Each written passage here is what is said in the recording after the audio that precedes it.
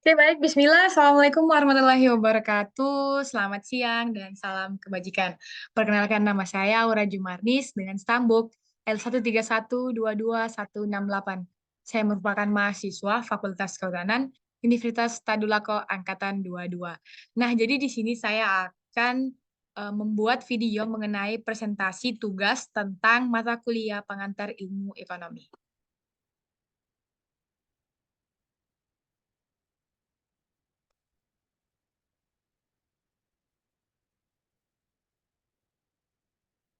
Oke, baik. Di mana materi presentasi saya hari ini mengenai output dan pendapatan nasional. Di mana teman-teman kelompok saya yang bernama Elizabeth Molelo, Iren Margareta Tampoma, Aura Jumarnis dengan saya sendiri, Siti Nurhalisa, Fatimah, dan Mo Zulfikri.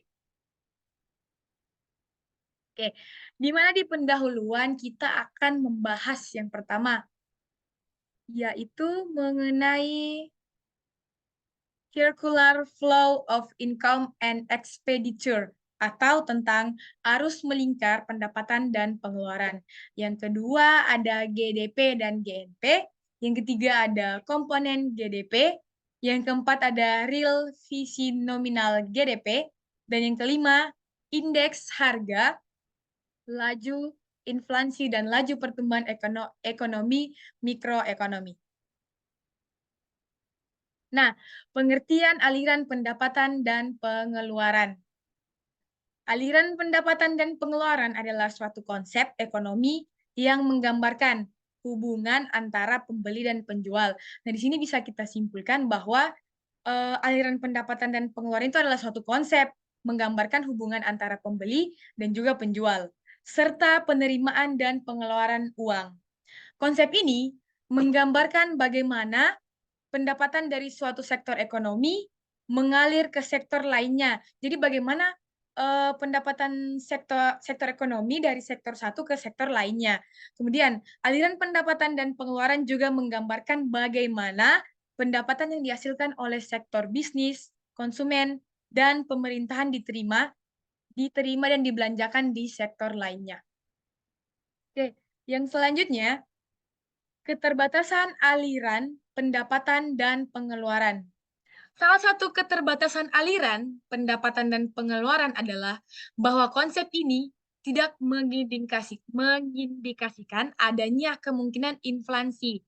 Nah, banyaknya uang yang beredar di masyarakat, di mana di sini dikemukakan konsep bahwa banyaknya uang yang beredar di masyarakat.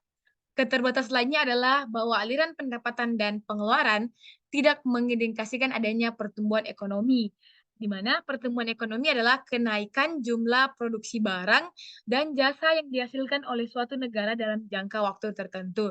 Nah, jadi pertumbuhan ekonomi sendiri itu merupakan kenaikan jumlah produksi barang oleh suatu negara yang merupakan ada jangkanya atau dalam jangka waktu tertentu. Nah, kemudian ada manfaat aliran pendapatan dan pengeluaran. Aliran pendapatan dan pengeluaran bermanfaat bagi para pembuat kebijakan ekonomi karena membantu mereka menentukan tingkat pengeluaran. Jadi aliran pendapatan ini bisa membantu juga untuk menentukan tingkat pengeluaran yang diperlukan untuk memastikan bahwa ekonomi dengan berjalan baik. Jadi kita bisa menyimpulkan bahwa dengan adanya aliran pendapatan, kita tahu bahwa bisa membantu mereka menentukan tingkat pengeluaran dan bisa memastikan bahwa suatu ekonomi itu bisa berjalan dengan baik.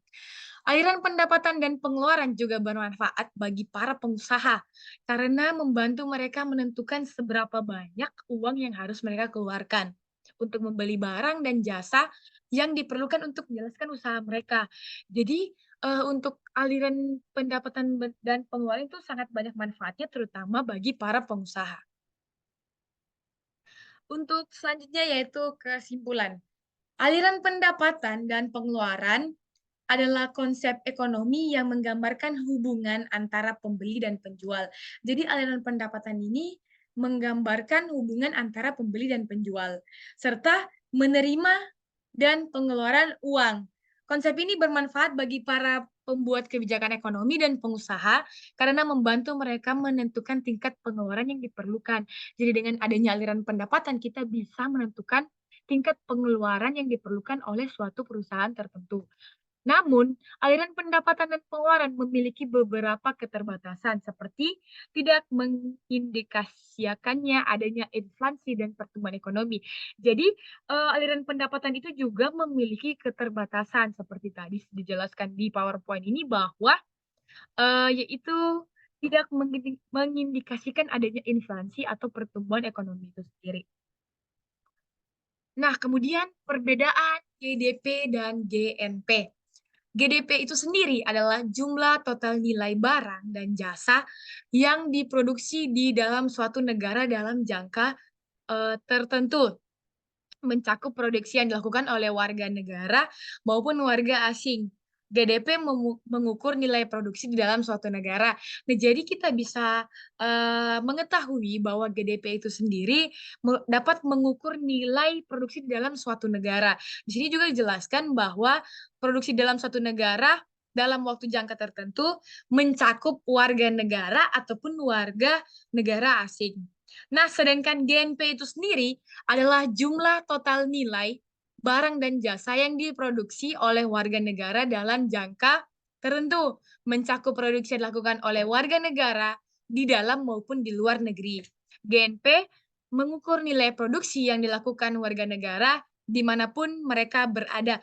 Jadi dari sini kita bisa melihat perbedaan antara GDP dan GNP, di mana GDP bisa dilakukan oleh warga negara itu sendiri ataupun warga negara asing dan dapat mengukur nilai produksi dalam suatu negara.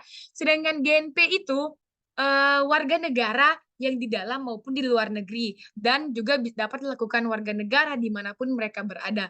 Nah, saya rasa cukup jelas sih untuk perbedaan GDP dan GNP. Nah, untuk selanjutnya ada komponen GDP. GDP terdiri dari 4 komponen utama, yang pertama konsumsi, yang kedua investasi, yang kemudian yang tiga pengeluaran pemerintah, dan neraca perdagangan. Komponen-komponen ini berinteraksi satu sama lain dan bersama-sama menentukan tingkat pertumbuhan ekonomi suatu negara. Jadi, komponen GDP itu sendiri dapat bersama-sama menentukan tingkat pertumbuhan ekonomi suatu negara. Nah, yang selanjutnya ada pengeluaran pemerintah dan investasi. Oke, pengeluaran pemerintah adalah jumlah total dari pengeluaran yang dilakukan oleh pemerintah suatu negara, yang meliputi pembelian barang ataupun jasa, pembayaran gaji, dan pembayaran pajak. Jadi di sini juga termasuk dalam pembayaran pajak. Pengeluaran pemerintah ini juga merupakan komponen penting dari GDP dan dapat meningkatkan tingkat pertumbuhan ekonomi suatu negara.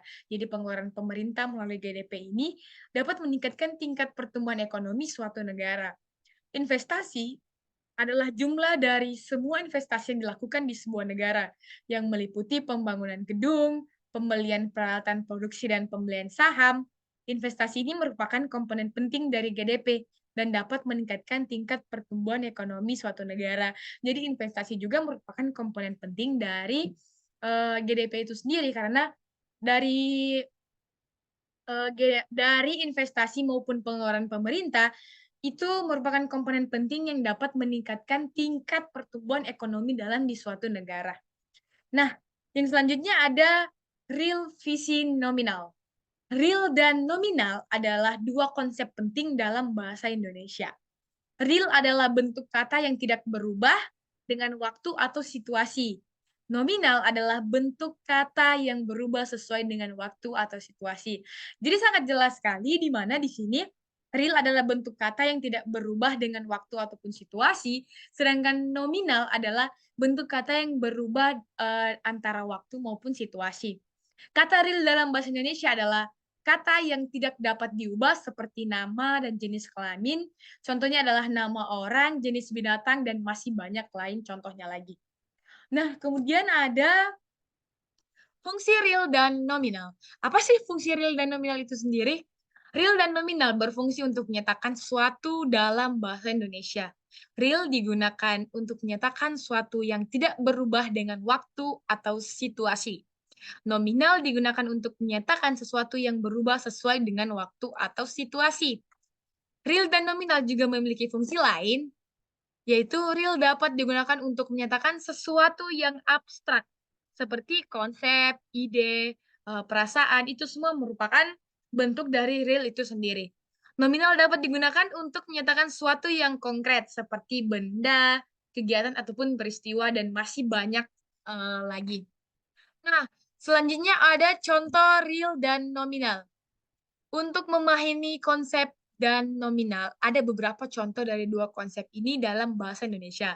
Kata real adalah nama, seperti Kamal, Siti, Obed, dan lain-lain. Dan jenis binatang seperti anjing, kucing, dan jenis kelamin ada perempuan dan laki-laki, ataupun nama-nama tumbuhan seperti bunga, ataupun kita di kehutanan nama-nama ilmiah seperti satu Sisidium guanjava itu jambu, ada Tectona grandis jati putih, itu merupakan konsep dari real itu sendiri. Kemudian berbeda dengan kata nominal adalah kata benda seperti mobil, meja, dan kata kerja seperti makan, minum, dan memiliki kata sifat seperti bagus, buruk, pemalas, pintar, dan masih banyak lagi. Nah, kemudian ada indeks harga. Apa sih indeks harga itu? Indeks harga adalah alat yang digunakan untuk mengukur tingkat harga dan barang dan jasa yang mencerminkan tingkat inflasi dan kesejahteraan ekonomi. Indeks harga digunakan untuk mengukur kesejahteraan ekonomi dan untuk menentukan tingkat inflasi. Jadi indeks harga itu sendiri dapat menentukan tingkat inflasi dari kesejahteraan ekonomi itu sendiri. Indeks harga digunakan untuk mengukur perubahan harga dari waktu ke waktu. Jadi dari indeks harga kita dapat mengukur perubahan harga dari waktu ke waktu, semisal dari tahun 2017 sampai dengan tahun 2023. Ini juga digunakan untuk mengukur tingkat inflasi dan mengukur kesejahteraan ekonomi. Indeks harga menggambarkan tingkat inflasi dan kesejahteraan ekonomi. Nah, yang selanjutnya adalah laju pertumbuhan ekonomi. Laju pertumbuhan ekonomi adalah tingkat perubahan total produksi barang atau jasa yang dikonsumsi oleh masyarakat. Ini mencerminkan tingkat pertumbuhan ekonomi dan kesejahteraan masyarakat. Laju pertumbuhan ekonomi itu sendiri digunakan untuk mengukur kesejahteraan ekonomi dan untuk menentukan tingkat pertumbuhan dari ekonomi itu sendiri.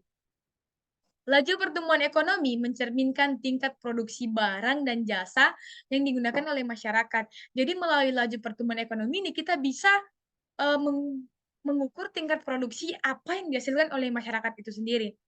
Kemudian ini juga digunakan untuk mengukur tingkat pertumbuhan ekonomi dan mengukur kesejahteraan ekonomi. Laju pertumbuhan ekonomi dan juga kesejahteraan ekonomi. Nah, yang kemudian selanjutnya selesai. Jadi itu tadi merupakan presentasi atau dari apa sih mengenai yang materi output dan pendapatan nasional, di mana dalam latar belakangnya tadi ada seperti circular flow of income and expenditure, kemudian ada GDP dan apa itu GNP, kemudian ada indeks harga, apa itu laju inflasi, apa itu pertumbuhan ekonomi, dan mikroekonomi. Nah, jadi seperti itu teman-teman. Jika ada kesalahan saya mohon maaf, karena sesungguhnya manusia tidak luput dari kesalahan. Lebih dan kurang kata saya mohon maaf, dan saran serta kritikan yang membangun saya harap karena untuk membangun bagaimana presentasi ke depannya bisa lebih baik lagi. Jadi, jika ada kesalahan kata saya mohon maaf. Saya Aura Jumanis pamit undur diri. Lebih dan kurang saya mohon maaf. Wassalamualaikum warahmatullahi wabarakatuh. Terima kasih dan salam rimba.